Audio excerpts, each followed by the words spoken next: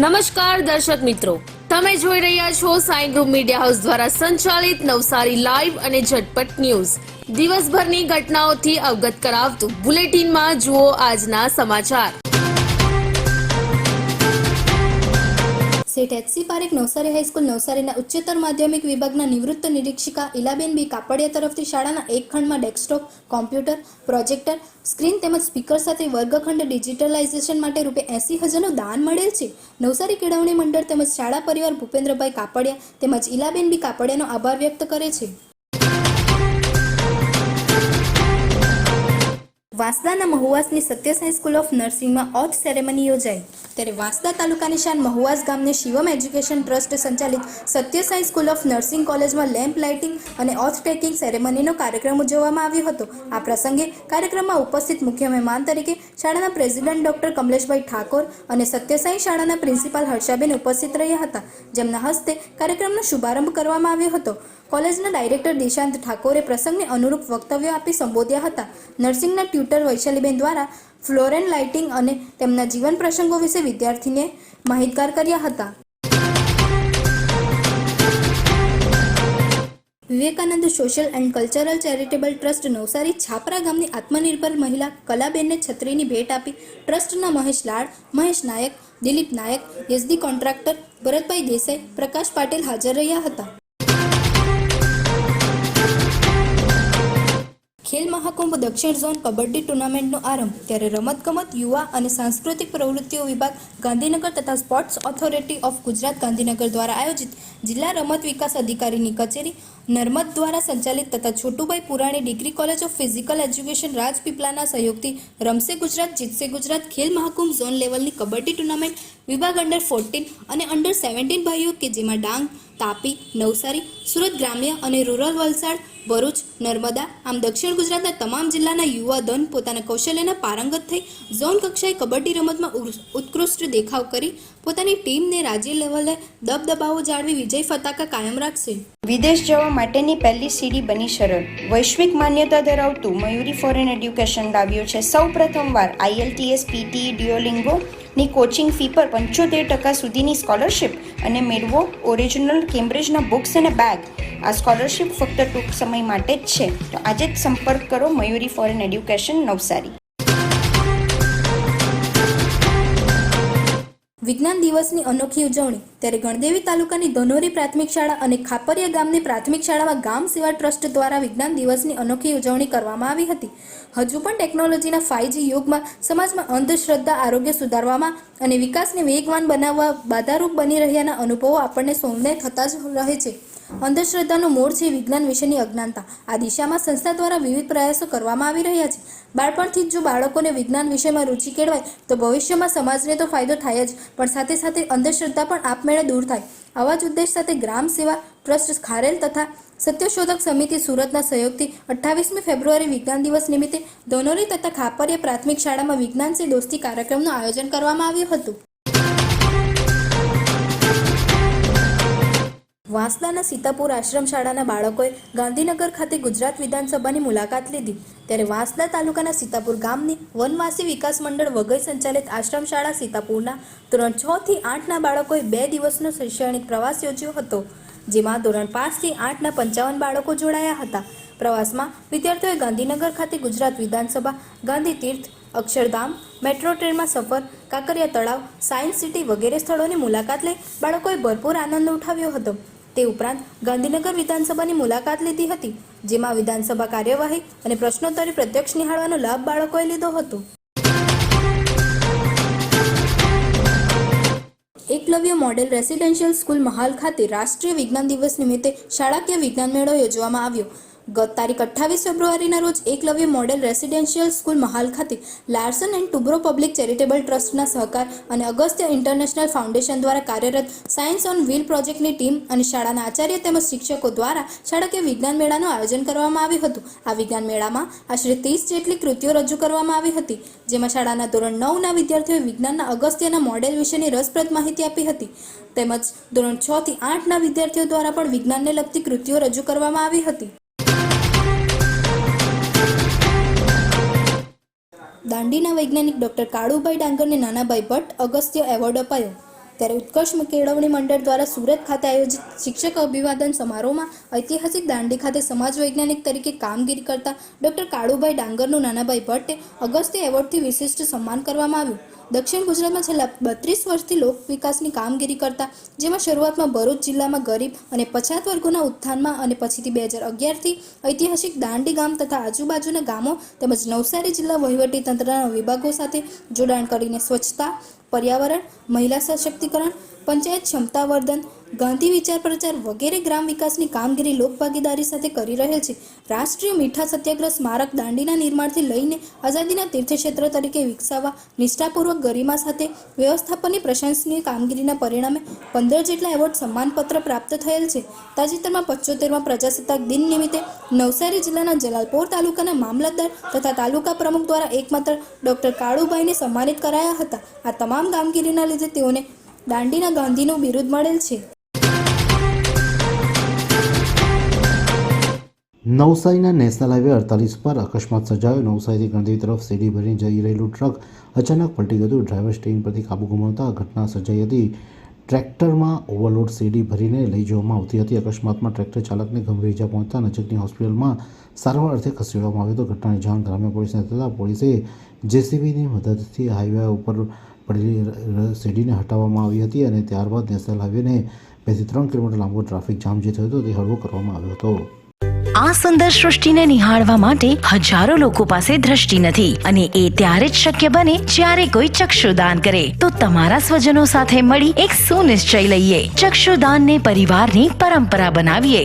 Visit Sant Punit Chakshu bank, Rotary eye institute Navsari. Call 7069006329.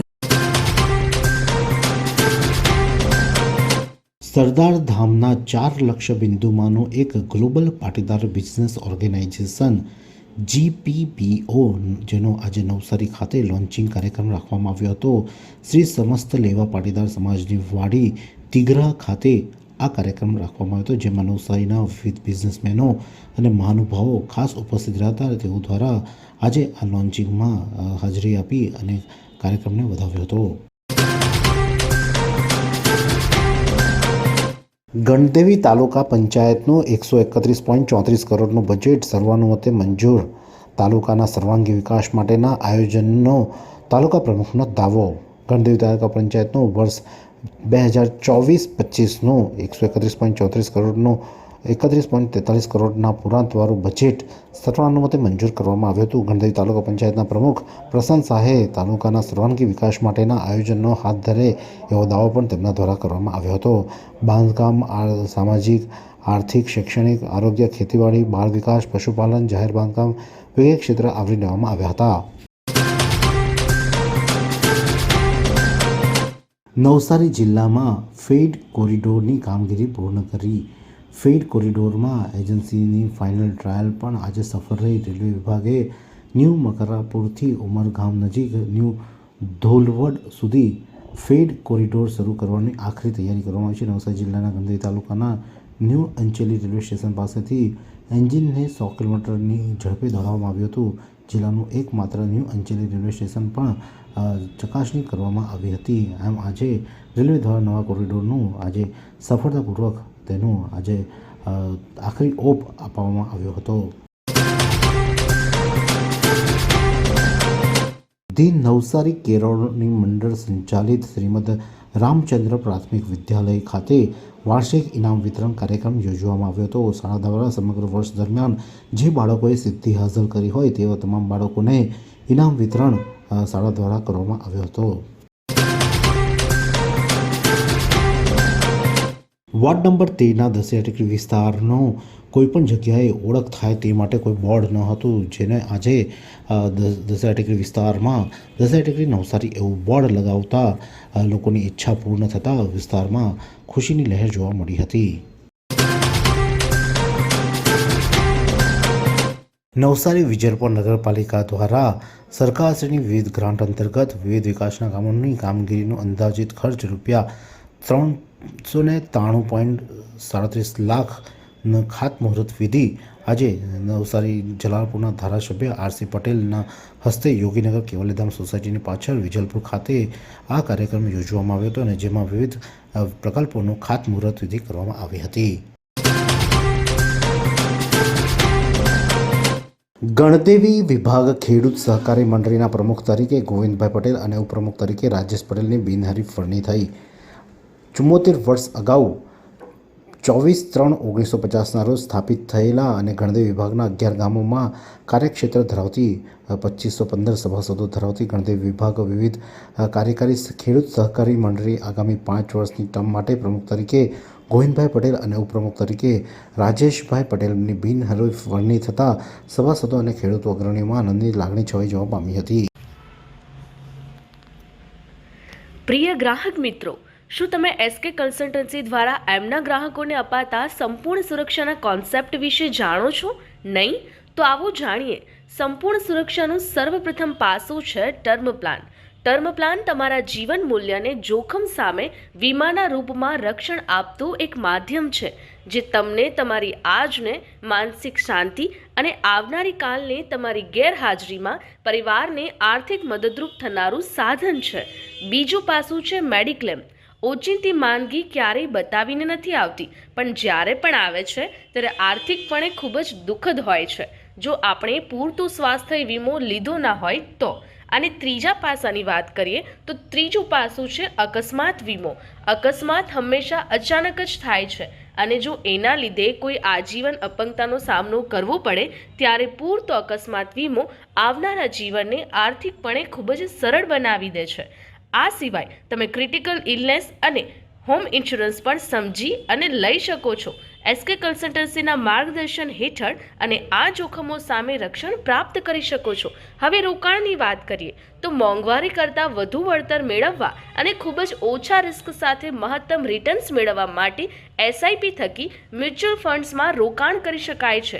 10,000 રૂપિયાની દર મહિને એસઆઈપી કરી 13% અપેક્ષિત વળતર તમને મળે.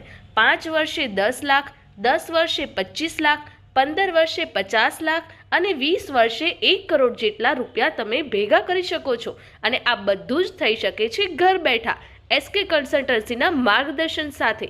તો આજે જ એસકે કન્સલ્ટન્સીના સોના પરમાર અને કમલેશ પરમારનો સંપર્ક કરો અને આ બધા જ પાસાઓ વિશે જાણો, સમજો અને ઉચિત નિર્ણય લઈને તમારા નાણાકીય જીવનને સંપૂર્ણપણે સુરક્ષિત કરો. તો સરનામું નોંધી લો. એસકે કન્સલ્ટન્સી, ચીમનાભાઈ ચોક, જૂનો વાંદરી મહોલ્લો, શક્તિ ફાફડાવાળાની લાઇનમાં, મહિલા પ્લાસ્ટિકની સામેની ગલીમાં, નવસારી. અને વધુ માહિતી માટે સ્ક્રીન પર દેખાતા નંબર પર સંપર્ક કરો.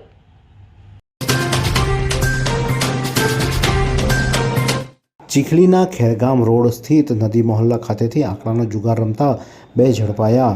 ચીખલી પોલીસની ટીમે બાતમીના આધારે ખેરગામ રોડ નદી સ્થિત મોહલ્લા નજીક દરજીની એક દુકાનમાં 2 ઈસમો વરલી મટકાનો જુગાર રમતા હોવાનો બાતમીના આધારે ચીખલી પોલીસે રેડ કરતા નદી મોહલ્લાના મુસ્તાફભાઈ ટેલર નામની દરજીની દુકાન પાછળ અને દરજી કામ કરતા 49 વર્ષીય મુસ્તફા ઉસ્માન તાઈ તથા તેની સાથે જ દરજી કામ કરતા ચીખલીના ખુંદ ગામનો 46 વર્ષીય હર્ષદ દલપત હળપતિ વરલી મટકાના હાર જીતનો જુગાર રમાડતા રંગે હાથે ઝડપાઈ જતા તેમની પાસેથી રોકડા રૂપિયા 5,250 કબજે લઈ આ અંગે ચીખલી પોલીસે ગુનો નોંધી હેડ કોન્સ્ટેબલ સંદીપભાઈ વધુ તપાસ કરી રહ્યા છે.